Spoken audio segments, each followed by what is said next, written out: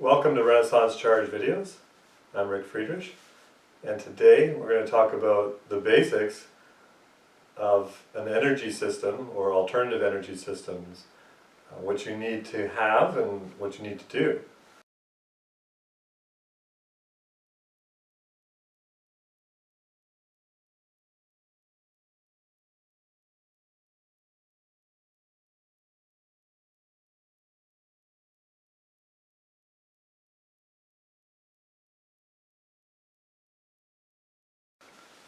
So, after all these videos that I've made, I realized that there are many people who don't understand the basics. Even those who understand the basics, this video will be good for those who already understand, but they need to see the whole picture and think about specific considerations.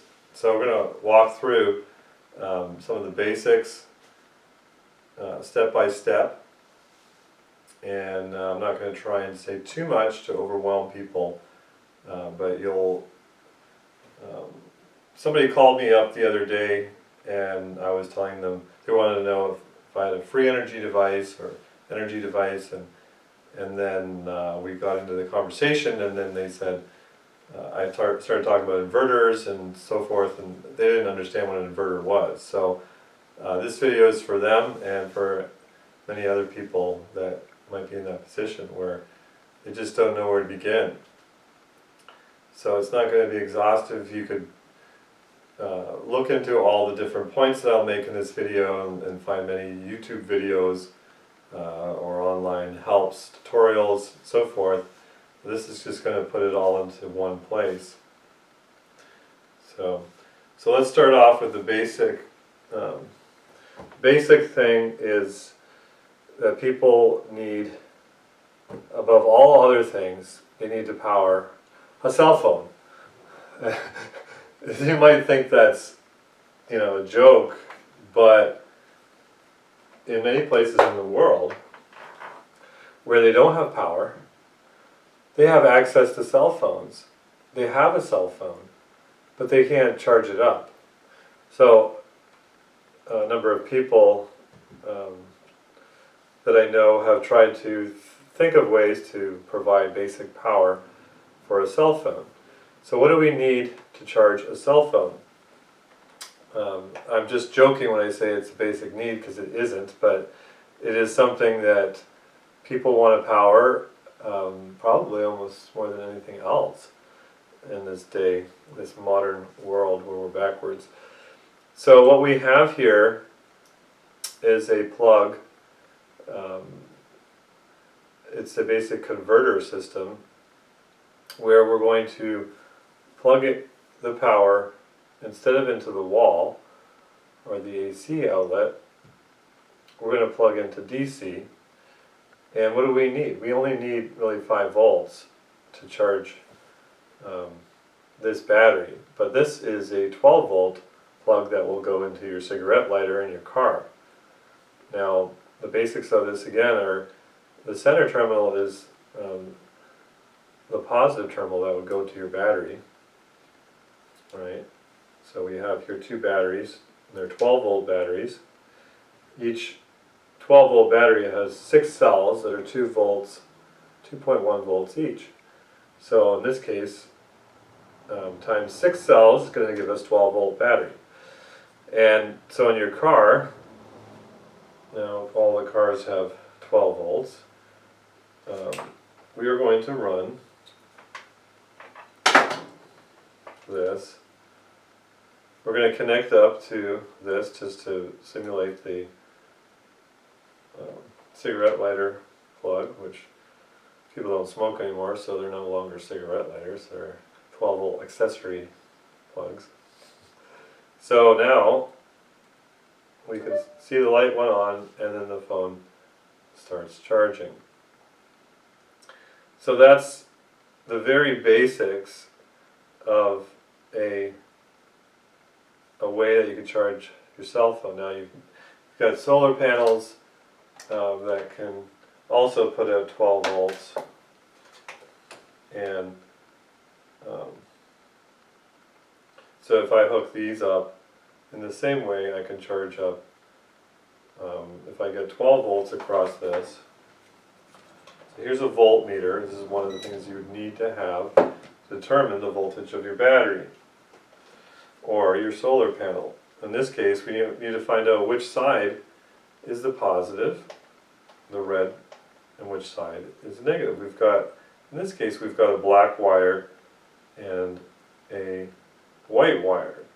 So, in this case, the black wire is the positive on the solar panel. I don't want to confuse you, that's not important for most of you. It'll be indicated which is positive and which is negative. So in this case, I'm going to disconnect this from the battery now, connect it to this black wire. And probably shouldn't have told you the colors of these wires here because it's a little bit confusing. So now, we are still charging according to this. There's enough light that I'm getting to charge up. Well, actually, this light's not coming on, so probably not enough power. You have to be in the sunlight. This is not sunlight in here, so LEDs do not put out the kind of light that you can really get much energy from on a solar panel. Anyway, you get the point of what I'm trying to say. So we have shown here now a cell phone being charged up, and we'll return to that afterwards when we want to plug this in to the wall. For now, we'll remove this.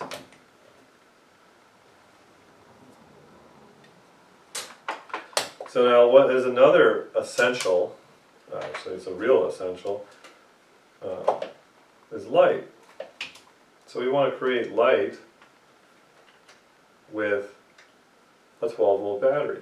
So we have to have a 12 volt DC bulb. Right? There's DC and AC. And I'm not going to get into the difference between them because that's another whole subject that you need to know about. What's the difference between AC and DC? A DC is coming from a battery, and the AC is coming from the wall. I'm talking real basics here because I don't want to overwhelm people with language.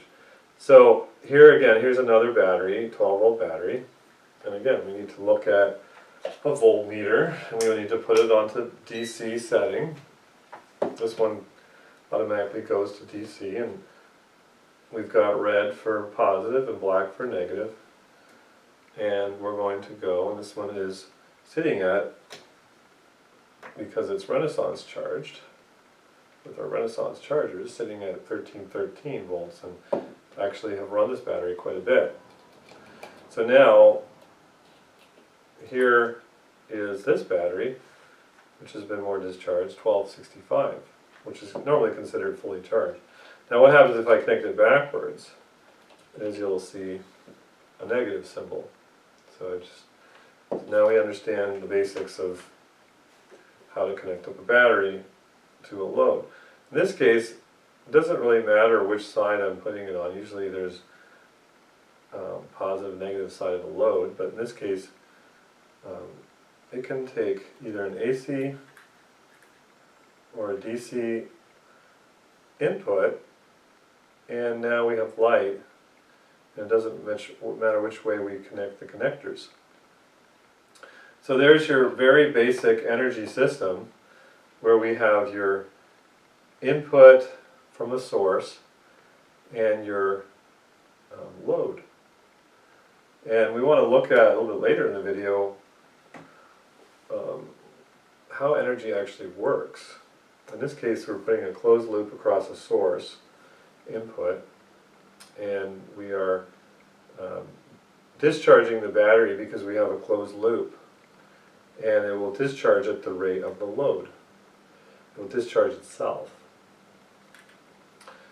So, it might seem a little bit strange to say this, but the actual battery discharges itself because it's in a closed circuit. There's a loop here. You've got positive, negative through the load, and the battery, because it's closed loop, discharges itself. So there's a high and low potential here. you've got the negative terminal, which is the same kind of thing as the earth ground, right? It's a reference point, it's a 0 point. And then you have a less negative terminal, which is considered the positive. And so you have a voltage potential difference between the two. And so long as there is a difference between the two, you can have energy output. But when you close it across the load, you're shorting it. So you're diminishing that potential difference, bringing it down. So the more you bring it down, the less difference you have and the less usable energy you can. Yeah. Now that statement sounds very basic, but it's actually very important, and most people don't really understand how energy actually works. And we'll get into that a little bit later. So now the next step is, well, we got another DC load here. Let's look at 3 different types of energy, or loads in this setup. So again, we're going to have, this plugs into your cigarette, or your automotive AC accessory. And again, the center terminal is the positive terminal, and that, in this case, has a fuse. If you unscrew this, there'd be a fuse in there. And then, sometimes on these, only one side is actually connected to the ground, the other one's just in there for support. So in this case, we can see the light comes on both sides. So both sides are connected directly. So now we have a source connected up to a load. So the smallest load on here, easy to run, is an LED. So this is just for your car, or truck, or vehicle, or whatever. And now, on this side, looks like we've got something that we can hold here. Anyway, we've got a fan, and we've got a heater with the fan. So this is going to put some heat to warm your car. Doesn't have the statistics on it, the specs on it to tell you, but I can feel real heat coming out here. Now I don't want to be running that in the hot summer. But anyway, that is your basic energy system. You've got light, you've got a fan, you've got a heater. And these are the essentials that people call essentials. They're somewhat needs in our lives, or essentials. We could get by without extra light. We've got plenty from the sun. I mean, except for Michigan here, where we're out of sunlight for 3 months, but still through the clouds we still get light. And heat, we need heat one way or another. If we build our homes and buildings right, we wouldn't need to have any extra heat produced to maintain a livable temperature. And even up north, far north, where they can build igloos, if you build them right, they can keep things pretty warm inside with very minimal heat input. Even body heat can keep a building that was built properly with very good thermal insulation, like earth blocks,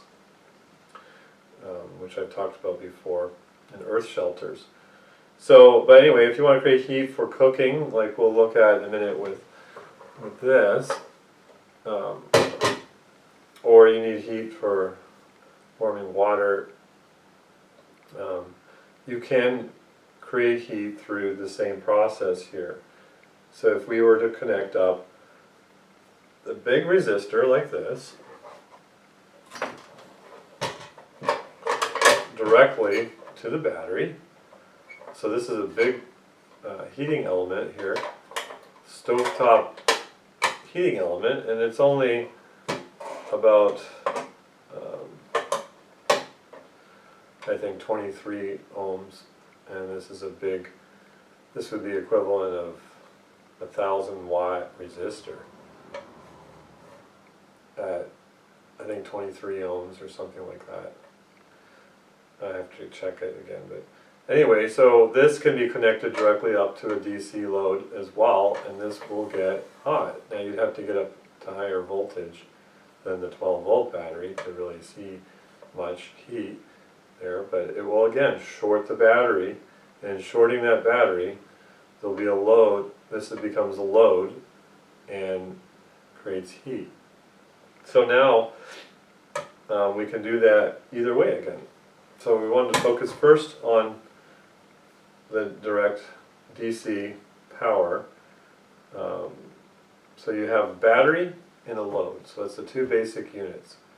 And now we're going to try and do battery with a conversion system. We look at here, the conversion system in a sense is the wire, where we're connecting it directly to the load through the wire. So now let's look at a little bit more involved system. You could have a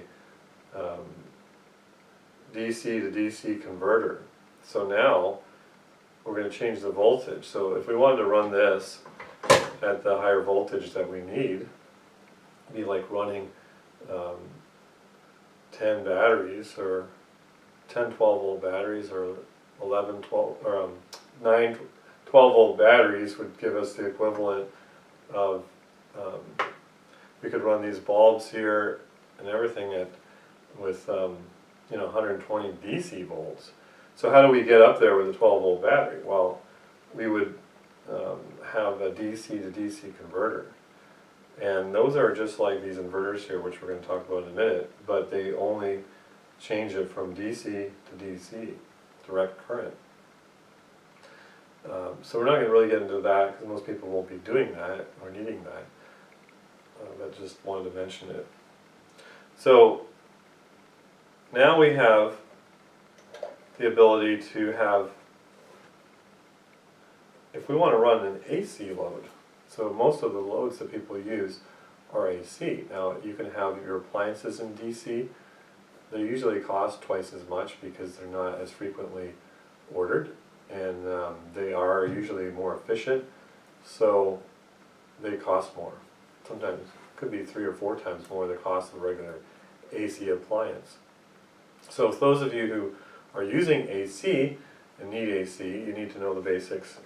So how do you have, like when we plug this cell phone into the wall, what can we do to not have to plug it into the wall when we don't have grid power, AC power from the power company? What do we do instead? How do we get this? Now, like I said, in my car, I can plug this in directly to the DC, but without the DC, we want to plug into the wall. How do we create that AC? So here is what is called an inverter. It's a real cheap one, and you can get these now probably from $30 to $50. One for the very small loads, like enough to power a laptop at 100 watts. You can get these ones that plug into your car and take the AC, or DC, sorry. They take the DC and you connect it directly up to here.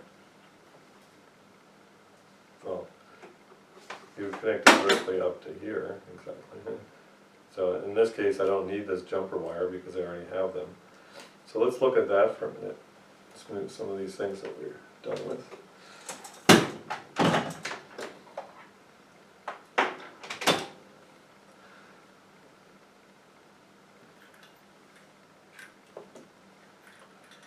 So, an AC inverter, which we talked about in a video, a couple of videos ago, when we looked at building your own inverter.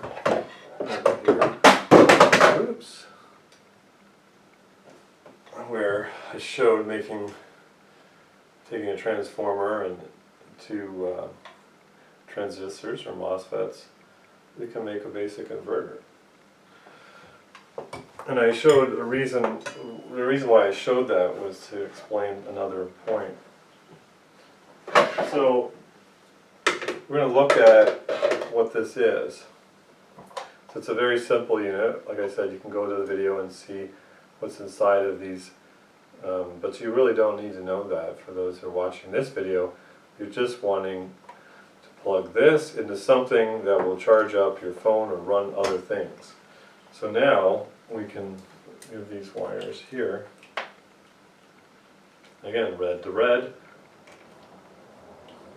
black to black, and it will usually spark like that because there are capacitors. They're like little mini batteries inside of here that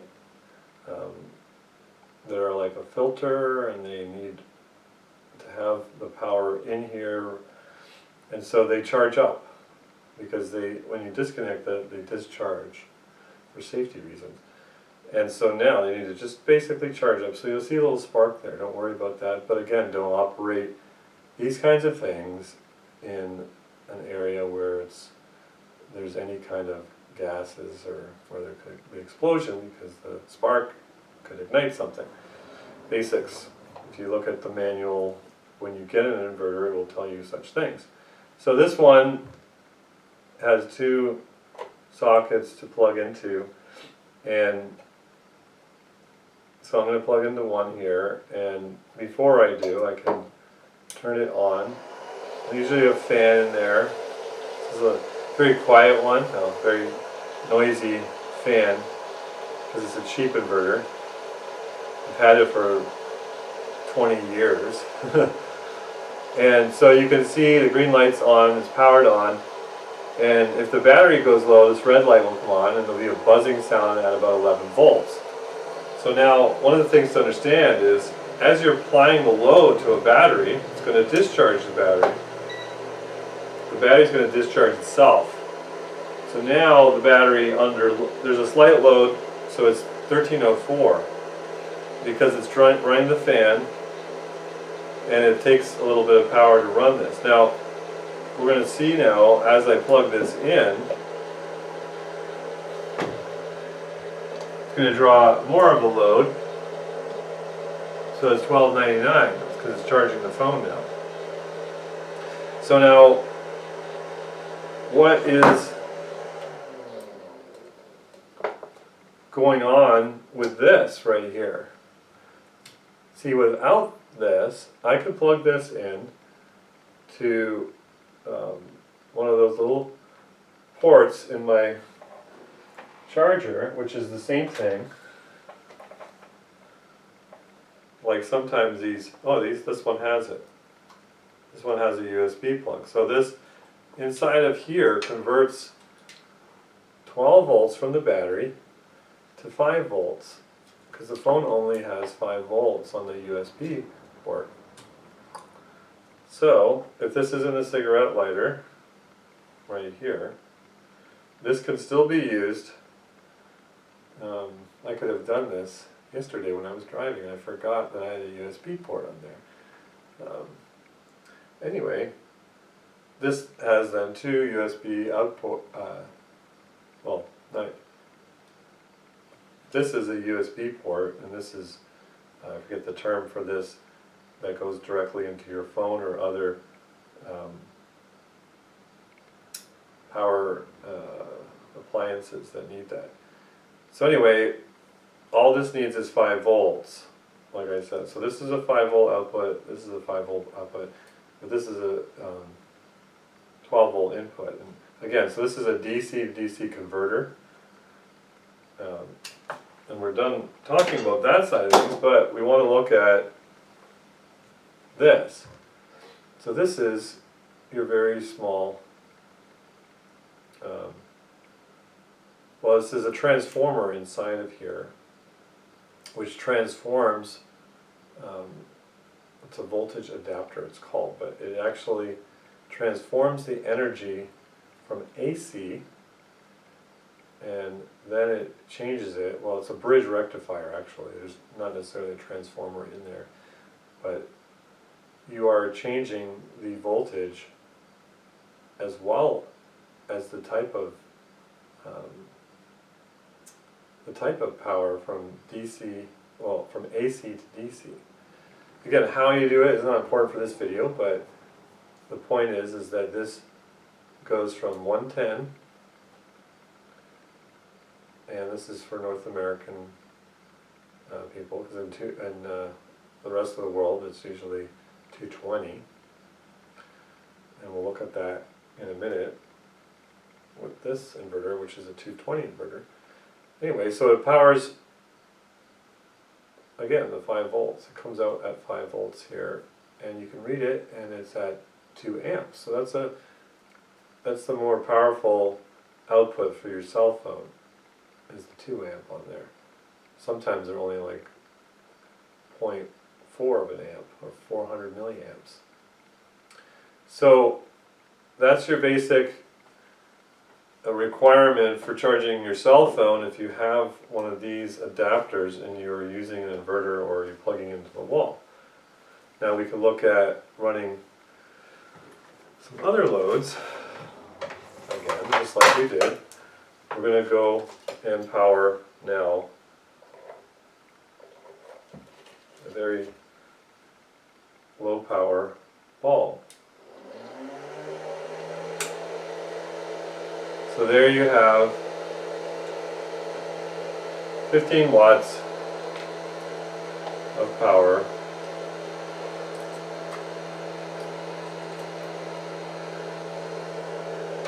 which isn't very much, similar to charging the cell phone. Or we could power,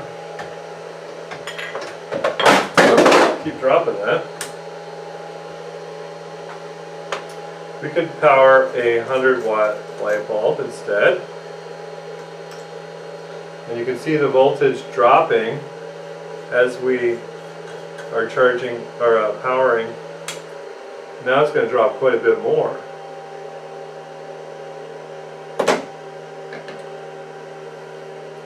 So now this is an important point. But before we talk about that point, let's power a couple more loads. So here is another heater. This one's only 200 watts, and this is a 350 watt inverter. And it's just a resistive load, so I'm not worried about it overloading this inverter. It's got an on and off switch, so we'll turn this on first. So now, this is a 200 watt inverter, or sorry, it draws 200 watts with AC only. So now you can see the voltage drop 12.44 volts on this battery. Of course, I don't want to be producing heat right now. So you can see how the voltages change as I'm running this. Now, the basic unit to measure how much power something's taking, if it doesn't have a label, is this kilowatt meter here. And this is where you can find this at Harbor Freight. It used to be Radio Shack. You could probably still get it at Radio Shack online. Various electronic stores will have these, or even stores like Home Depot would have something like this. Now in this case, I can't plug into this inverter because this is in the way. So we'll have to use that on another inverter. Or if I had an extension cord. So maybe I will get an extension cord and show that. I have one right over here.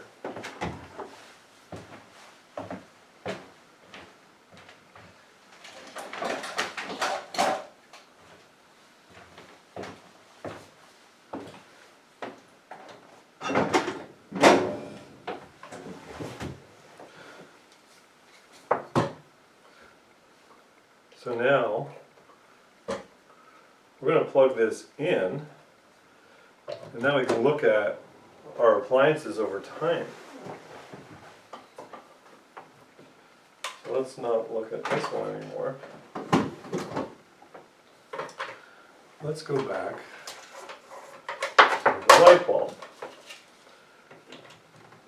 And we'll see how cheap this inverter is and the limitations of it. So when we turn this on, we're going to look at a couple of things on here. So this is going to tell you the voltage is 110 volts putting out. Before we have it on, when we have it on, it drops down a little bit and then it comes back up to 109.5 volts. Now this also has your amperage, 0.81 amps, volts times amps gives you what? Watts. So now 110 times 0.81 gives us 88.6 watts. So this is not quite running at 100 watts, this bulb. For whatever reason, the inverter is choosing not to put out that total amount of 100 watts. It also shows you your cycles per second, or your hertz, which is 58.8, and that's maybe one of the reasons why it's running a little bit low, because this is not a pure sine wave inverter. It's what's called a modified inverter. So you don't really want this unless you're running light bulbs or resistive loads. Once you start hooking up computers, you want to get a pure sine wave inverter. And that we'll talk about in a minute. And but anyway, we're just running a basic inverter here to get by. You know, this is for the recreational vehicle, camping trip, the bare bones system in your home that you need to get by. Power goes out. These are the basics. So you can still see the voltage drop, how it changes depending on the loads that we're using. And that's something we need to consider right now. So, you have your basic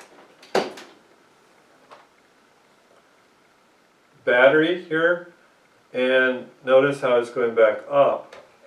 Well, while you're loading down the battery, at the rate that the battery is self-discharging or being loaded, the voltage on it is going to drop.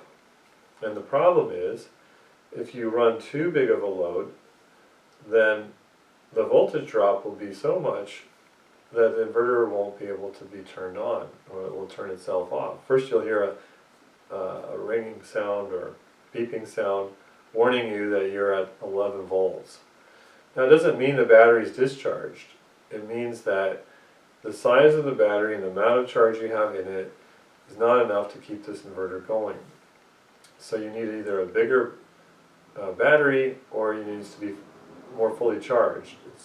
It's been discharged, and so now it's time to charge it up. Or in this case, is a 35 amp hour battery, which really, I mean, I've run 60 amp loads on that, but you really don't want to run it too hard for too long. Otherwise, like I said, you have this voltage drop on here.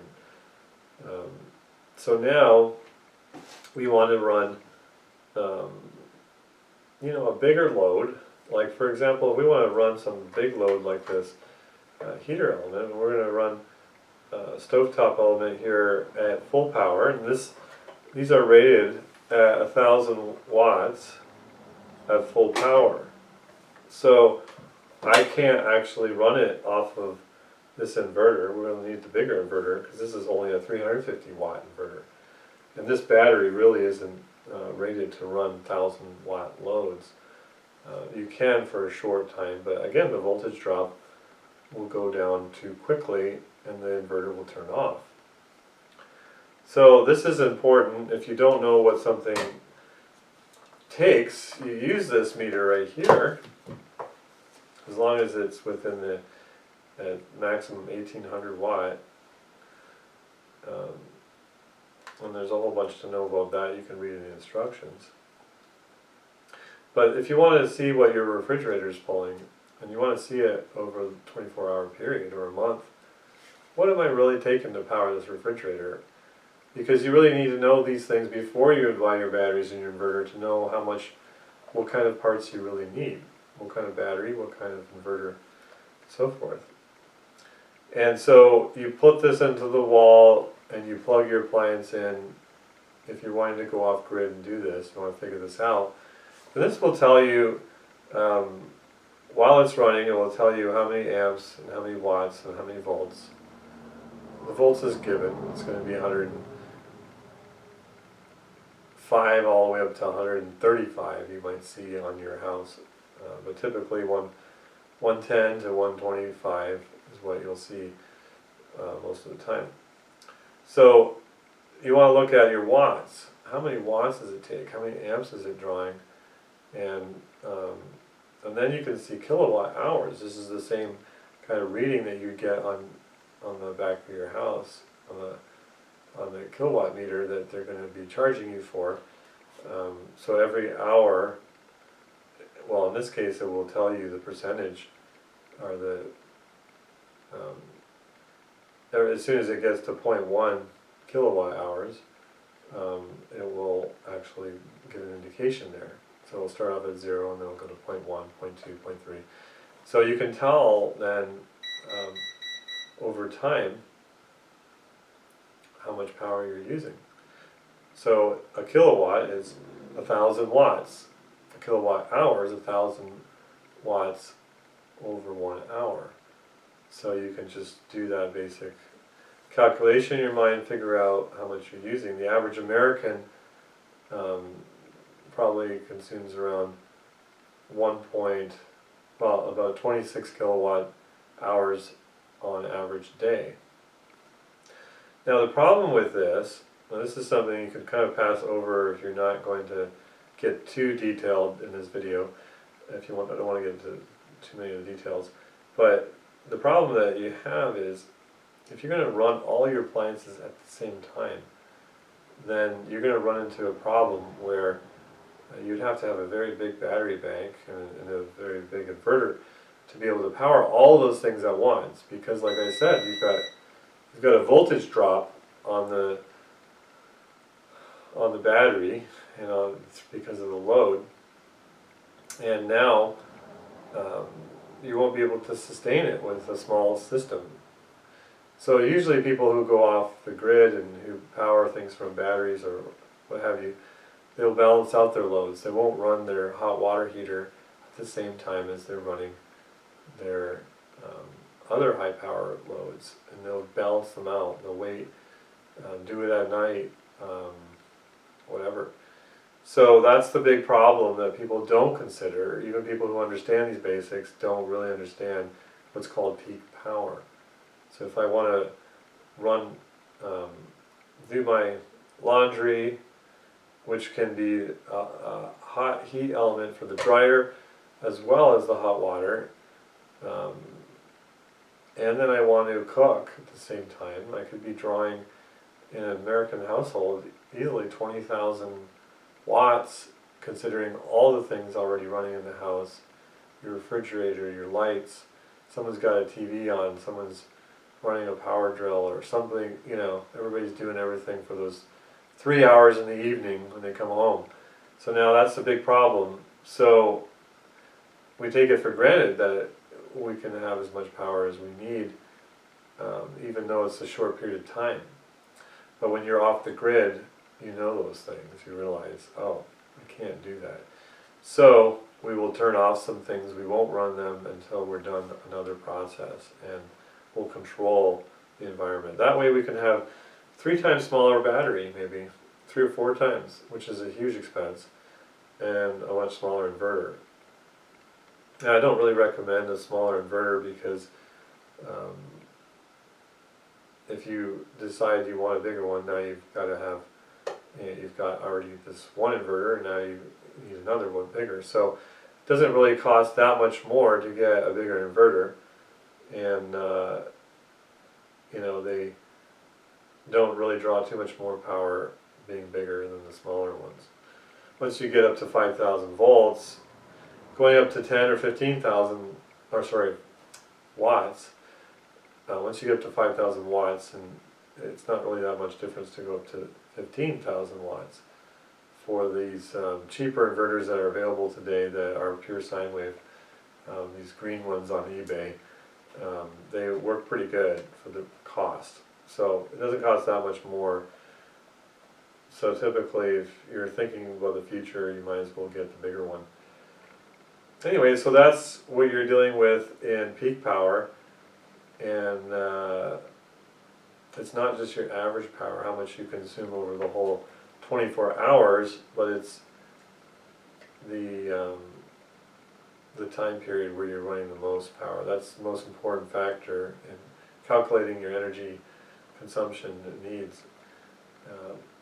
So we've looked at this meter.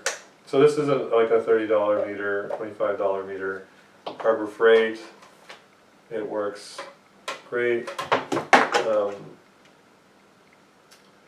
So now we want to look at how do we run a bigger load then? Well, if we're going to run a bigger load, you have to have a big inverter. And the other thing about the inverters is they don't have to be just 12 volts. They can be a 24 volt inverter or a 48 volt, and there's some that are much higher voltages. And so we don't necessarily want to go up to a bigger inverter at 12 volts. If you're going to go to a bigger inverter, you're usually going to be having 24 volt battery bank or 36 volt. That way the wires don't have to be as thick. So there's money involved in having a bigger system. So now a bigger power system in the battery wire. Now this one is an old 3,000 watt inverter, and I've got thicker cables because this is a 12 volt system. So I'm not going to, well, I guess I could connect it up here. So now this is going to be inappropriate for this size battery, and I would really have to tie these down. But since 1,000 watts isn't quite that much, I can do this. Now this is going to spark again, initially. But once it's charged that capacitor bank in there, see there's no more sparking until they discharge. So this is again a 12 volt inverter, which has its fans and stuff on the back. And now we could plug this in through here as well. But this is still a modified inverter. It's not going to be giving us proper sine wave that we would want for a computer or motors. So now what we're going to do is start off by turning everything off. Right? We have it turned off. And maybe first what we'll do is we'll run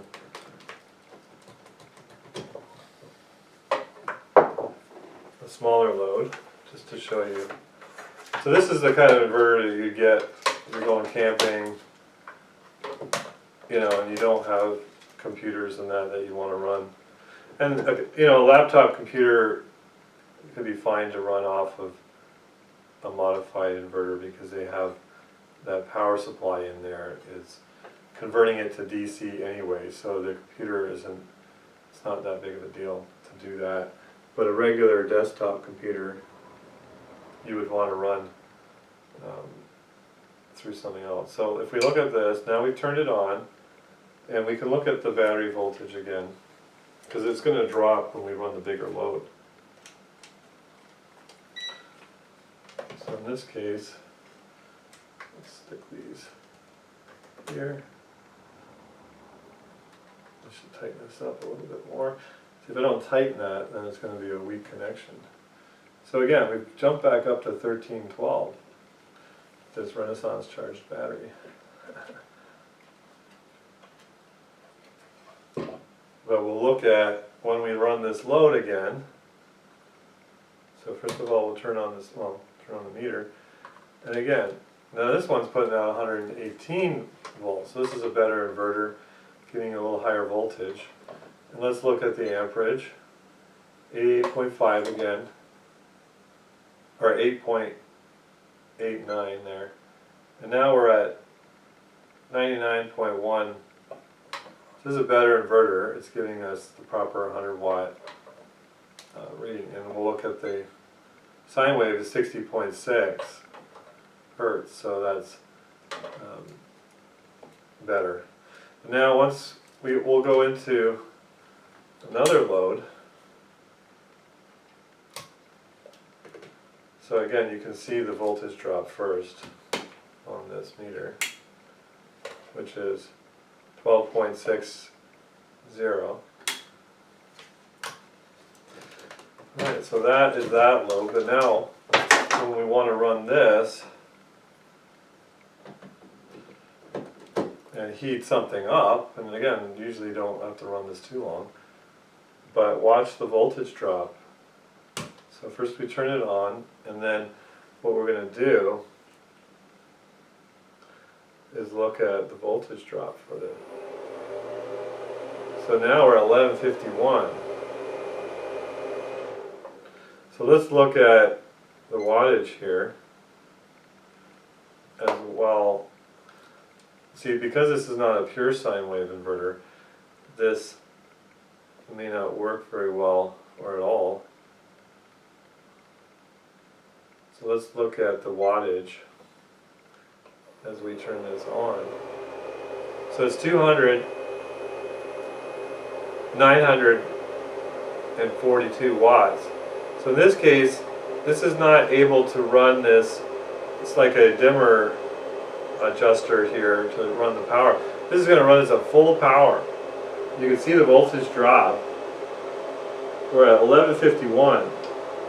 So the battery's not discharged. We'll see it come back. This is starting to get really hot here. And you'll see the heating elements turn red in a short minute. But because the waveform, I could look at this oscilloscope and show you the difference, but it's not really important for you to understand that. But see, it's not the full 1000 watts. And we'll look at, because the waveform is different. So the amps are 7.83. The volts are still maintaining 117, which is really what you would expect. And the 60 hertz. But this is a square wave. It's not a pure sine wave. So it's starting to get really hot here, and I don't really care to have it too hot during hot August. But let's look at again the voltage drop. So we're still holding out at 1150. But again, the battery is not discharged to 1150. It's just that voltage drop is showing. So I was just kind of getting these, wanted to get these red. It's starting to turn red now. Red hot. So this inverter can put out 3000 watts. I use this usually in my meetings so that I can show people the basic system that we're showing in this video here. So now it may show up on the video. Oh, what happened is it tripped this breaker. Whoa. Anyway, that is a bad breaker. So let's go over and bypass the breaker because it's not working. That's pretty bad. So this actually shorted out. You could actually see it smoking. So it needs to be thrown away. See, this is supposed to handle 15 amps. And you can see on this meter, we're only pulling 8 amps. Or, yeah, 7.82 amps. And yet that couldn't even hold it. Anyway, it's starting to get real hot here because the whole area is getting hot. So I wanted to just show them turning red, show the voltage drop. See, now it's going down to 1139. So this was kind of acting like a resistor in a sense. And so this is going to heat up now. So it's red hot. It'll get redder and redder as it gets up to full temperature. So this is good because it doesn't transfer the heat to the surface or to the platform, and you're cooking your water and you're running that. Great. So the only problem is with a modified inverter, this will not have any power difference. It will be either on or off. So either full power. So if you want the adjustable, you have to have the pure sine wave. So I think that's enough for that. We'll turn it off now. It's red enough. And now we can look at, now of course, because I unplugged it, we've drawn 0.02 kilowatt hours, right? So 200 watt hours, or 20 watt hours, because I unplugged it. If I had been able to keep it on here, we would have seen more on there. So but anyway, so you can see the numbers even after I've turned the plans off on this meter here.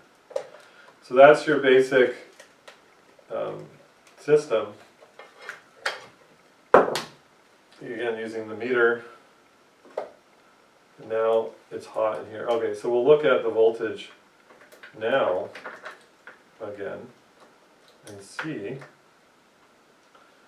that it's coming back up, 1280. Now it's not going to come back to where we started, but you can see that the battery it wasn't resting at that place, 11.3.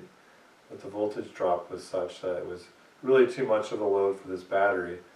I mean, if you're going to do it for a short period of time, it can handle it, but you don't really want to overload these batteries. And they have specifications telling you that. So you'd really want a 100 amp hour battery to do this, or like 2 golf cart batteries, which are like 200 amp hours. That would be what people would typically have in their RV or camper situation where they're just running a bit. And you know, they've charged their battery up with the car battery or the car alternator, or they've charged them at home and brought them there, and they're just wanting to run over the weekend. They want to do a fishing trip. Somebody wanted to do that the other day. They told me, hey, like, I just want to, what do I do for the basic fishing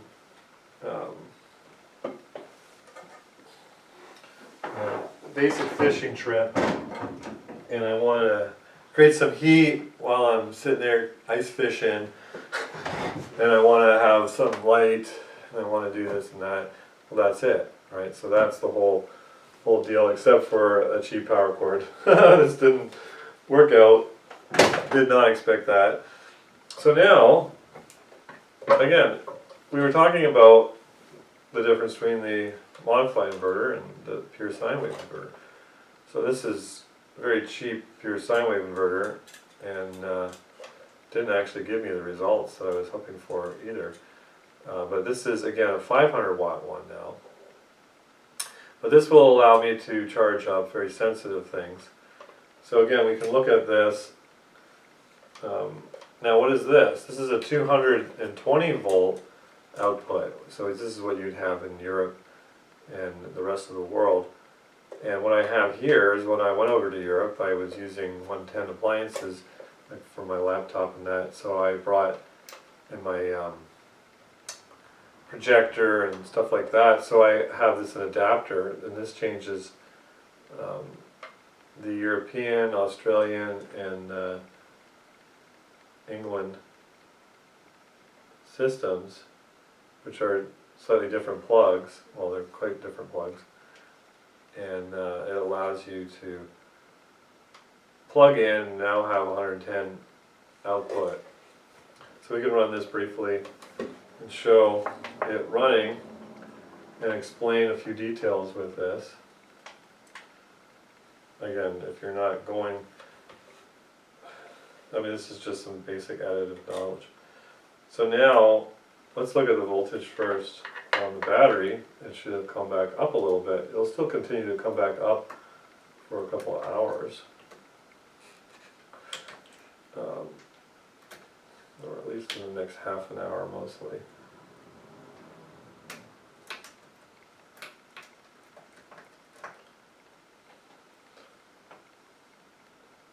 Still not connected. Hold on. So 1288. So we've taken some power. The battery has discharged itself quite a bit. So now, again, this one we're going to power. Let's just simulate the idea of running a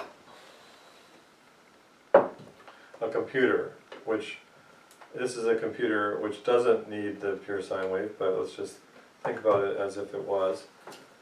And now we'll turn this on.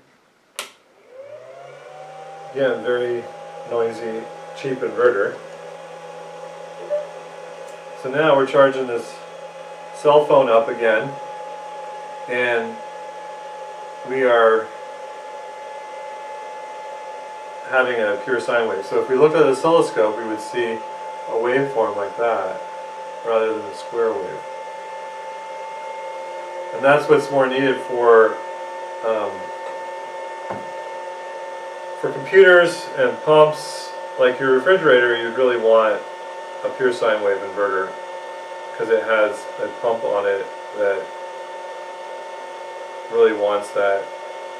So you can see the voltage drop on that, and we'll turn that off so that you can hear me. So that's your basic system. So this would have wanted to have been on a pure sine wave inverter, but since that's 1,000 watts, I won't even attempt to run this off of a 500 watt inverter. Now, we talked about batteries as the source in a basic system, 2-power component system. And now we want to move on from that to our other options. So how are we charging this battery up? So there's where we have a third element. So we have our load. We're going to start backwards, and we're going to go with looking at the load. Right? We've looked at all these variety of loads that we need to run. And then we have the source, where we get the power from, and how to connect them up. So we've looked at 3 different things. We've looked at the source, the load, and in between the wires, or the conversion method, the inverter, the converter, DC converters, AC and DC inputs. So now how do we charge this battery up? And of course people say, well, solar, alright, but we went camping that weekend and there was no sun, so we not only were stuck indoors, but we didn't have any power to charge up our battery because we didn't go there charging the battery, and the car was far away, so we couldn't charge it with the alternator. So we just slept the whole weekend. Anyway, solar is only good as long as you have sun. And the solar panels are deliberately made to be very inefficient. One of the ways to make them inefficient is to have a reflection. And we won't get into all that criticism of solar panels, but they are limited for the cost and for the needing of the direct sun to get maximum output. So for the costs, which have come down considerably, in the convenience. They're not too bad as a source of energy, but as a reliable source or a continuous source, unless you're in a full sun, regular full sun environment, they're not practical. And for example, California, where there is a lot of sun, when they need power during the evening. And that's a big problem because you don't have the sun, full sun in the evening. And that's when most energy is needed. So the time difference is a big problem of when the sun, and wind is the same thing. Wind comes and goes. Unless you're in a place where it's steady wind all the time, it's not practical. I mean, it's practical in supplementing your energy by using, see this is a, oh wait, the grid tie inverter is over here. So a grid tie inverter, which this didn't work right from the start for some reason, another cheap eBay item, and you can see inside of the inverter here that I usually show this at my meetings. If I can actually pull this thing out. Anyway, you can see some of it.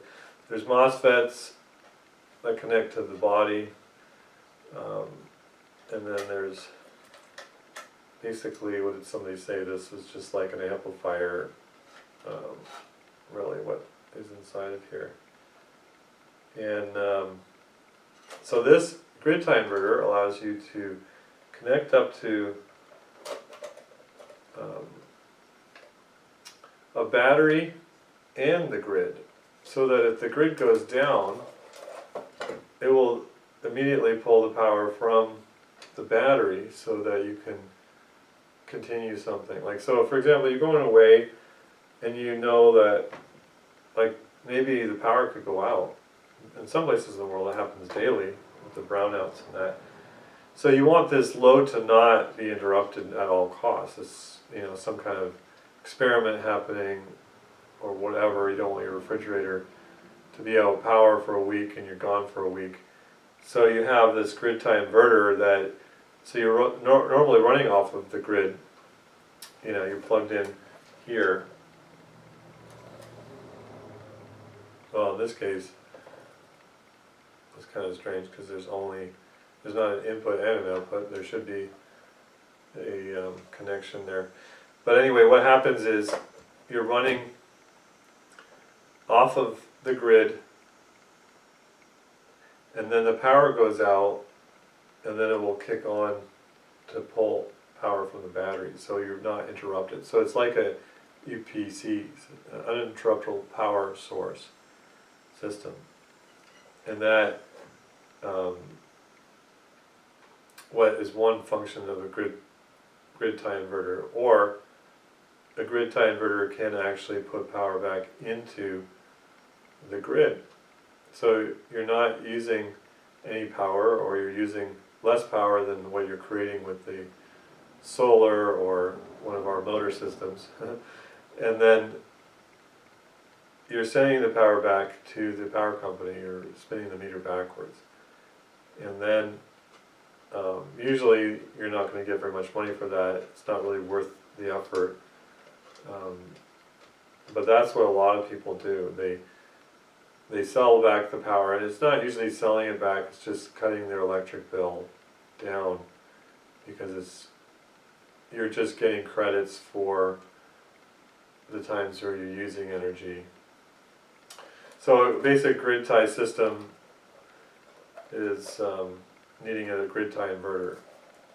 And different states do different things, different amounts of money and so forth. So the other thing I forgot to show, another type of load, was what I use all the time when I go to my meetings, is this. This is a nice cooler. And across the border, or no, where did I go? I went to a hotel room, that's what it was. I was in a hotel room, and the lady was like, is there an animal in there?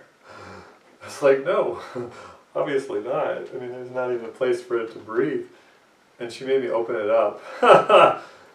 So anyway, this pulls about 4 amps at 12 volts. And they're great because they can be a heater or a cooler depending on the way you connect this. Make sure you connect it the right way. So it works really well for the car. It plugs into the cigarette lighter. Or it plugs in to the wall, which is nice because you're going traveling, you're going to a hotel room. Like for me, I like to eat real food, which isn't usually available in most places, real food. You get edibles that people mostly eat, which are poison, because food by definition is which is nutritious. And so you're going on the road and you want to bring real food with you rather than the junk that people normally eat. And now we're going to run this off of the regular wall here. So I've got a transformer in there. So again, that converts the AC to 12 volt DC at 4 amps, 5 amps. You have to make sure it's plugged in. So I've run these things for years. Got this thing at a garage sale for $1. These are about $100 for these. And there was one thermistor blown in there, which I fixed. And that's the kind of things that I do, is I fix things for people and for myself. Anyway, this is another important part of the demonstration here, is a load that creates refrigeration and again heating, which I don't usually need heating, but if I want to bring real food, so they don't have to buy, fake food.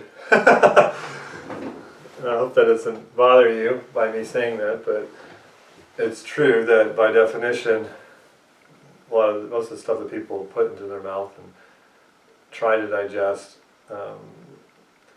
is by definition not real food. So but that's another video.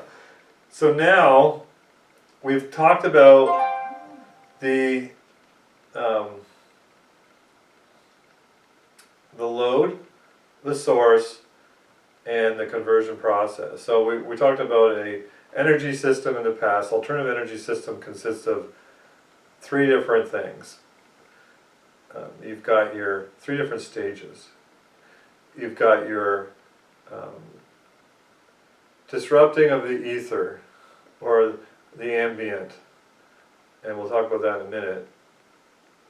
We've got our collection phase, where we're collecting that disturbance into, for example, a battery, or a transformer, as we're going to look at in a minute.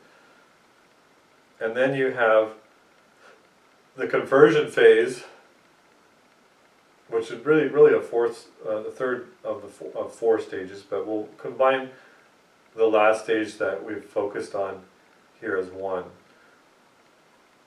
So, transformation utilization.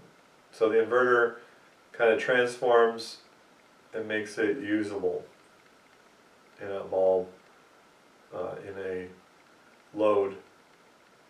So the third stage, again, is you transform it so that it can become usable, but you could separate those two into separate processes, but I want to put them all in one. So really 3 stages. What the battery does is it combines 2 of those stages.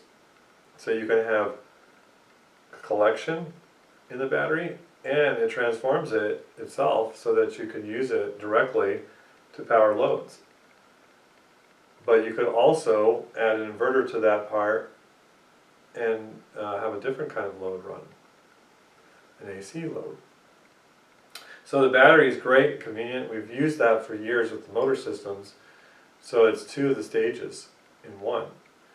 And while that might be somewhat costly, it's plug and play. Or someone said not to use the word plug and play, to use, oh,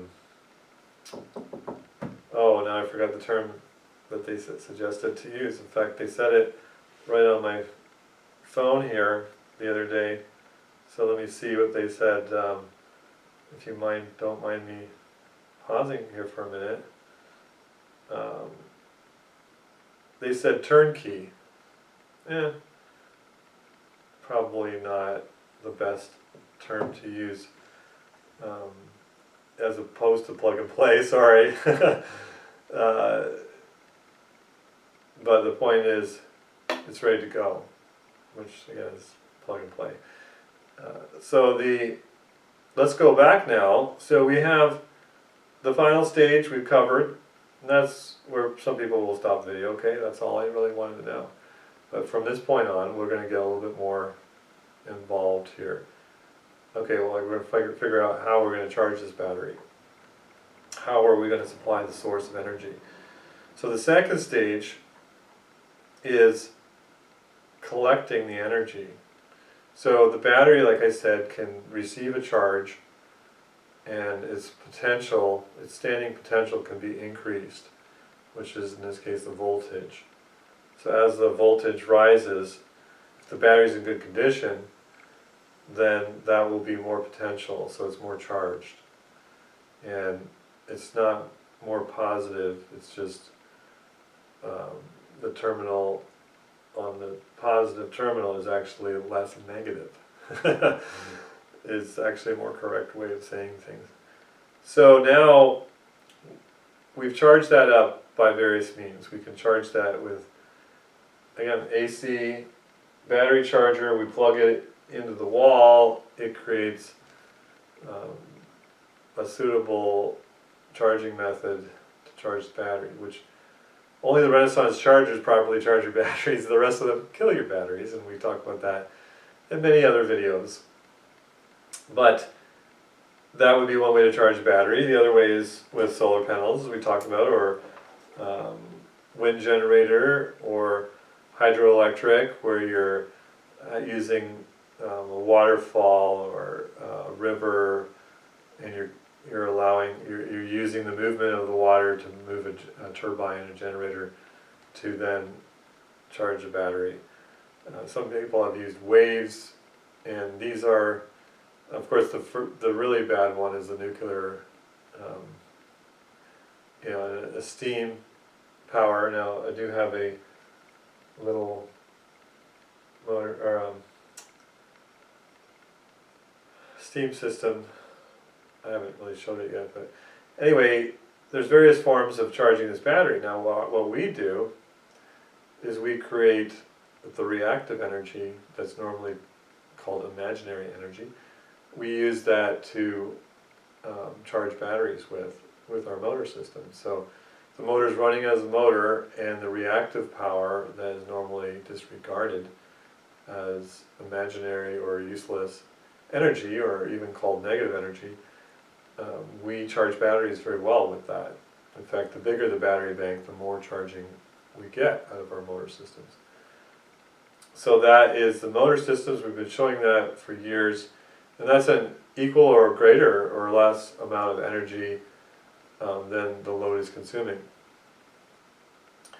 And then we have shown also ways with our motor systems that in addition to that, separate from that, we can create the radiation coming from the pulsing effect of the inductor on the motor.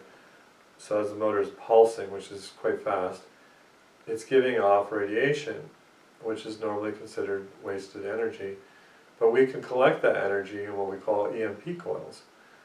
And these specifics aren't very important, but I'm just showing you that there's a variety of ways to collect energy for your source of your battery. And now we can collect that energy and use it to charge up other batteries, or run them as loads directly into bulbs or whatever kind of loads that would match that setup. So the collection phase, again, is very interesting. Again, people don't really understand it very well. All they can think of is, in a typical system, a conventional system, you have a generator somewhere down the line taking a great amount of energy to force charges. You know, forcing like a magnet or electromagnet past a pole piece, and now you are creating a great friction. So it takes a lot of horsepower to produce an electrical charge. It takes pretty much twice as much power to create the electrical than it does the other way, using electrical to create mechanical. And that is because of poor design, but also because when you think of energy and the electron, it really comes in two parts. And this is getting into now the first stage process. What are we really doing to create charging or create power? How are we tapping into it? Whether it's the solar panel, the wind generator, or my motors, or what have you. How are we actually tapping into this power? Is it creating energy out of thin air? Some people believe that. Or is it actually taking it from the local environment, which is what I actually believe. So the conservation laws still stand with a proper electron theory. And so now what we're doing is we're looking at, say for example, the ground. So let's envision this table as the earth ground, right? And we are going to power something. And so if the earth ground is negative, it's zero. And we have to have a potential difference between zero and the ground in order to have real power. How do we do that? Well, the earth isn't actually really zero. It's really quite, there's quite a potential on it. But because all of our meters are suited for only measuring, relatively speaking, there's no comparative difference. And you can see the batteries are charged back up here. Therefore, it's zero according to our meters. And so, for all practical purposes, let's just call it zero, even though it's hundreds of thousands of volts in reality compared to where it is in outer space and so forth. And now, if we have, say, a high hill or a mountain, if we connect the voltmeter negative here to the ground, which is our reference point, and we're way up there, connected into the ground up there, we're going to see a voltage difference. In fact, we could be in one place in the ground here, in one place, and we'll see a voltage difference too, because the ground has different potentials in it. But let's just say the ground is zero. So if we can go above or below the ground, that's the ground considered the ambient, the background energy. So if we can create a difference between that with a device, then we can tap into that local energy. So what happens is, if you have a big generator, and that is forcing charges, you have this kind of artificial forcing of the charges to separate so that you have a voltage potential difference. And then we hook up our load to that, and we can get energy out of it. So the way everybody does it is ridiculous. It's fighting. It's a fight. It's kind of like in martial arts where people fight with force and waste a whole lot of energy needlessly. Whereas if you get into advanced martial arts, you'll realize that you use the attacker's energy against them. So it's kind of, the older, more experienced people laugh at these people that are all muscle and it's all about how much power and the bigger they fall, the bigger they punch, the harder they fall. So the same way with electrodynamics and energy systems, it's extremely wasteful the way people create energy because it's there in front of them and they just don't understand the basics here. So I can't really get into all the technical aspects of that here in this video. Needless to say, all we have to do is create a disturbance in the local area, whether we're on the ground or in an airplane or in a car. We don't have to be on the physical ground. But let's just consider the ground as the 0 point.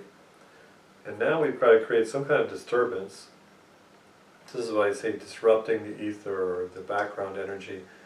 And you're creating a disturbance, and there's various ways of doing that, very easy, so that we have this voltage potential, and now we have to figure out how to collect that energy into a battery or into a capacitor or into a transformer. And we collect it into a coil, which would be one form of collecting the magnetic part of the energy. So now we can disturb that without having to force a generator against the grain, so to speak. We don't need the wind. We don't need that. It's very easy to produce it otherwise, which is what I've been showing for years in the motor systems and then now the resonance systems. So now, what happens though? What is happening? What do we need to be doing in order to charge this battery? How is the energy really working out? And I think this is a very important point. Whenever you have electricity, you have two parts to the electricity. You have the magnetic side and the electric side. And even though you might be an EE, and you've gone over these things, and I might say all these words, and you may be like, yeah, but I don't think most EEs have really grasped the very basic elements of electricity, in that the magnetic and the electric are two different things. And if you really grasp it, you'd realize how silly all of our electrical systems are, in that they disregard half of the energy, both halves, at different times. So, if you create a disturbance in the ether, the electrons will, under their load application or their collection phase, what will happen is that they will spin, right? They will spin, and in spinning, they will create a magnetic pulse, a magnetic output, an impulse. And then while they return back to their state, they produce electrical impulse 90 degrees after the fact, out of phase. So what happens is, every time you agitate and you create a difference of potential in the ether and in the background, you're spinning these electrons. So now what's happening is you are creating, and part of the process, magnetic lines of force and a magnetic output, and then after that an electrical output. And when you bring the two together, you have regular electricity. But if you don't separate those two in your mind and realize their significance and how to measure them and so forth, then you won't understand these alternative energy systems and what makes them more or less efficient. Because that's the very basic bottom line point. And so then what happens is practically how the energy is wasted. Now, hold on, before I say that, I will say if you provide electrical input into that wire or coil, or then what happens is the electrons first give out magnetic, then electric. So they give out half the energy as magnetic and half as electric. But the electric is fully the same amount of electric as you put into it. And that's disregarded in an electrical system. Like I said, the reactive force there is the return. And that's what we use to charge batteries, as I said, but it's normally not done. It's considered a counter force that we don't want to have to deal with, a destructive force, negative force that we want to suppress, because it damages our electronics and so forth. So when you have electrical pulse into your stage 1 process here, the first magnetic, that's what's usually utilized, and then the electric return is disregarded. Now the reverse is true. If I have a magnetic impulse into a system, then the first is going to be electric output, and then the return is going to be magnetic. So what you put in, you get out, and then some. So really you're getting double. You're getting always electric and magnetic, or magnetic and electric, depending on how you're pulsing it. So this is very important, because when you're running a motor, you have electric input and you want to create a magnetic benefit. Well, you want to create electric benefit, which then produces also a magnetic.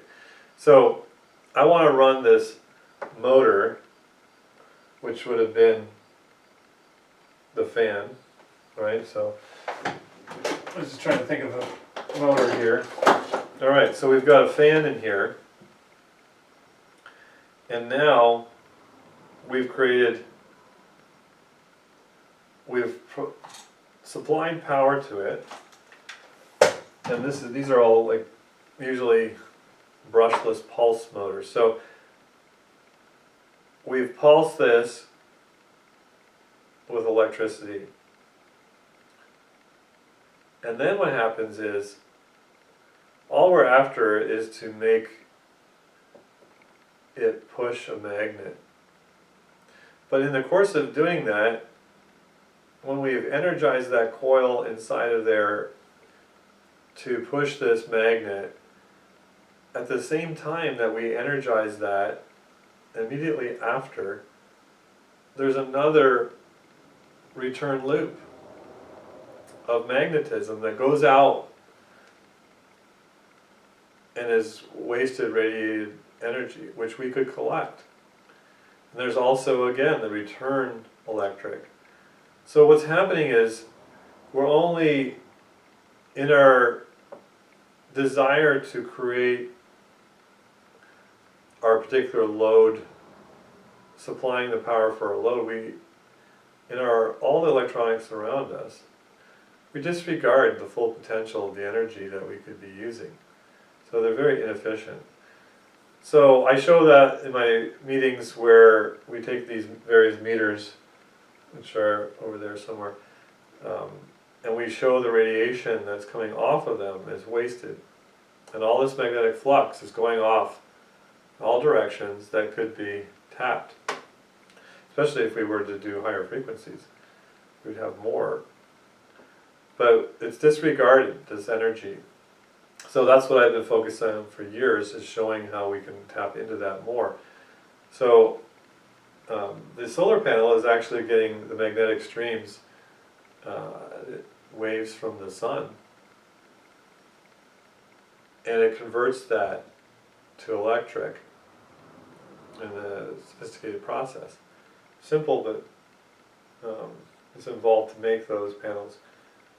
So this is just one form that's acceptable of using magnetic streams to create power. And of course, before the solar panel, it was impossible to do that. You're violating the laws of conservation of energy if you try and believe that, even though it could be demonstrated. But after a while, people accepted it. So the things that I'm doing, eventually people, it's kind of accepted, but it's ignored right now with the motor systems. But if you don't understand the magnetic and electric components and how that relates to the proper electron theory rather than the standard one that's limited, then you're going to fall into the whole limited system that everybody else is using. So without getting into too many details with that, I just want to say you've got your three systems, but if you don't recognize how the energy actually comes from the source, then you're going to be doing it very inefficiently. You're going to waste at least half of the potential energy that's available to you. And then you're going to spend more money on the running of your load. And you're going to, if you don't properly charge your batteries, you're going to waste a lot of money on replacing your batteries. So I'm here to save you money. My chargers will save you money by allowing you to keep your batteries. And the motor systems will allow you to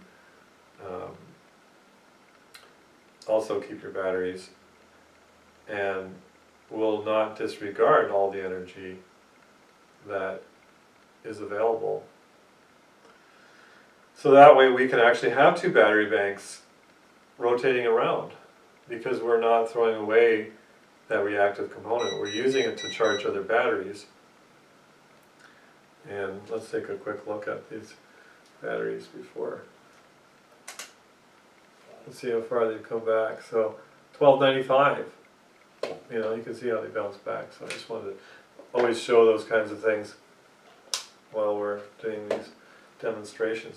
So if you don't, we don't throw away the energy. We still throw away quite a bit of the energy in the motor systems. And I've been showing how we can use these EMP coils to collect more of the magnetic streams around there, and then we create additional reactive cycles in the third stage process of the motors, where we run additional processes to create more and more energy as much as we need. But the basic system is a two battery bank system. One's powering the motor and one's charging, and then we rotate them around. And with the motor, we can run real loads off of that, real mechanical loads, or we could run another inefficient generator if we wanted to. Or we could make a proper generator, and that's another story. So anyway, we are using the reactive power to charge a battery instead of disregarding it. And almost nobody does that. But I've been showing that for years, and it's still ignored for the most part. Now, we can go beyond the motor systems and not have a battery system. So how do we do that? So here we have a couple transformers here. So let's start off with a very dangerous transformer here from a microwave oven. So an MOT, microwave oven transformer, is consisting of, so in this case is a 12 volt or 120 volt input. So that would be these wires down here. The bigger wires are the 124 volt. And then we have these thinner wires here that boosted up to whatever voltage, 2000 volts around, which is dangerous. Like if you're not at all qualified, don't use these. And these put out some real EMFs too, so it's not healthy to be around, and it's not healthy to do the spark gaps with these guys. So don't do it. You're radiating yourself and all that. So anyway, the basic idea is you're transforming the energy from 110 to 2000, or you could go the other way around, 2000 down to 110. So this can replace a battery in the second stage of the process, or the third stage of a basic energy system. So now instead of, like the inverters have transformers in them, and so that's part of that process, but we can replace our charging battery in our motors by running a transformer directly. So if I had an output, let's just say of 120 volts out of my motors, which I can easily do, now I could run that across the transformer, and then I could boost it up to a higher voltage. Or the other way around, I could have like secondary of the transformer at 12 volts, and then have a 12 volt output out of my motors, and step it up to 110. And I could run a type of square wave out of that and run most of these resistive loads directly. And that would be, I could make the motor run at a certain frequency and then give them the 60 hertz. So that would be one way of having it without having a charging battery on there and using it directly. Or we would do this more for our generator coils on our motors and run that directly through a transformer and power up loads to whatever voltage we need. And we can maintain the 60 hertz frequency on the motor if we wanted to. So a transformer can transform the energy. So this would be your typical inefficient iron core, E-core. This is an E-core transformer because if you were to separate these two components, it would be a big capital E here. So you could have various shapes. An I-core would be a solid, and a C-core would be just a C. So yeah, this would be an I-core right here, just the one, and you wrap the windings around that individually, or so forth. So you got various types. And then this is a more efficient type, which we use in our, this is coming from our rejuvenator. So this is a toroid, which is much better core material, more efficient, and they're going to be more expensive. But so this one will, you have your primary and secondary, and you can have a center tap, which this has, both center taps, both sides. So we can have various voltages and various amperages as we combine the wires accordingly. So this is, you know, if you're getting the proper efficient system, this is what you would want to use. And then, of course, this one, I don't know if we can see quite in the picture here. It's really heavy, so I'm not going to lift it up. Let's see. It's good enough. So this one is, this converts 110 to 220. This is a 5,000 watt inverter, or sorry, converter. So this transformer transforms 110 to 220, or 220 to 110. And I have a whole bunch of these for various reasons. You know, if you wanted to power something, like when I make 220 and I don't want to plug into the 220 outlet, I'll plug in the 110, and then this can produce 220 in the output wire. So these are all the basic tools that you would need. So actually, getting back into this a bit, so if you think about this, if you had a household system, you would separate generally your 110 power from your 220 if you live in North America. You Europeans and the rest of the world can laugh at us for having our two separate systems, 110 and 220, because now we have to go to an extra trouble to, like if we had a inverter system, it's easier to separate the two 110 from the 220. And then what you can do is have your inverter maybe at 220, and you run all your loads off of it, and then you have one of the loads as an inverter like this, and then you'll have your 110 output there to run all your 110 off of. And that way you don't have to have two inverters, two different, I mean you can do one way or another. These aren't too expensive, but this is again one of your big iron core laminated transformers, and they produce some heat, so they waste some energy and heat. So that's your basic system and your basic idea of how the energy works and where people are wasting their energy and what's practical. So a system that gets energy directly from the local environment without having to force charges, wasting energy to force charges, is been shown for over 100 years. And I'm showing it in different ways in the various books, in the various videos, and the motor systems are a simple way of doing it on a limited level. And so this gives you pretty much all that you need to know of the parts that you need, kinds of loads that you would be running, and what to look out for. Just on a basic level to walk through, and you can go into each one of these points and look at, for example, what particular inverter, like you want a big heavy inverter.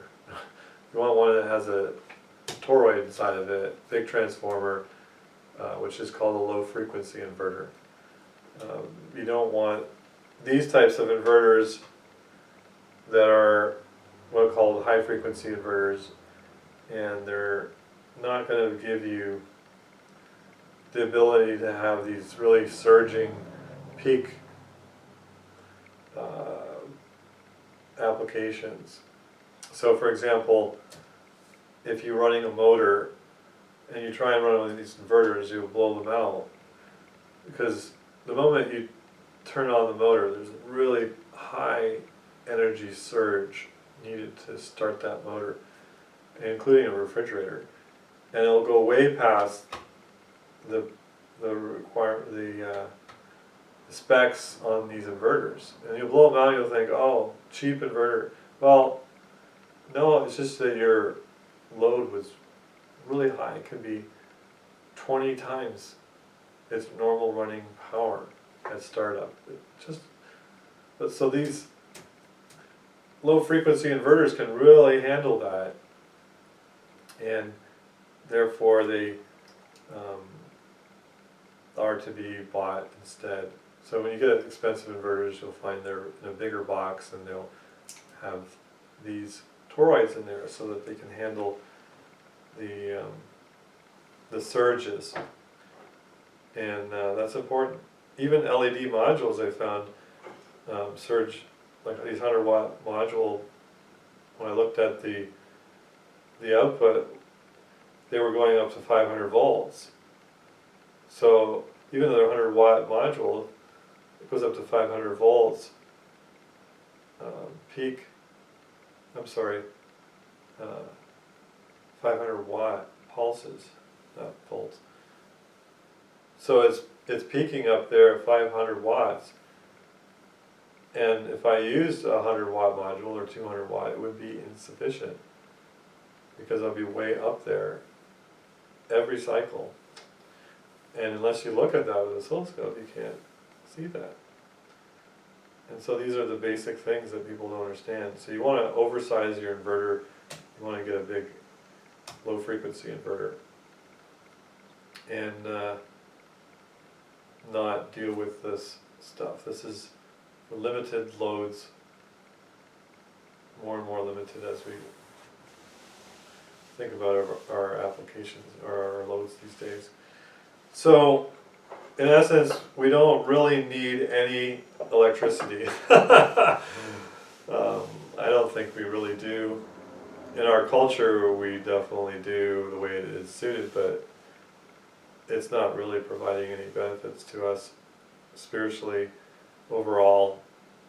We're not really that better for it. We could be, but it's more destructive to the earth, the electricity, than if we didn't have it at all. And there are plenty of other methods to do things in life without creating electricity at all. But since we have it, it's not going away. I'm providing healthier methods of using it, and trying to save you money in doing that, and so that's where we're at. So again, remember, I guess I could just go on and on, but I will end it here. So thanks for watching, and we'll see you next video.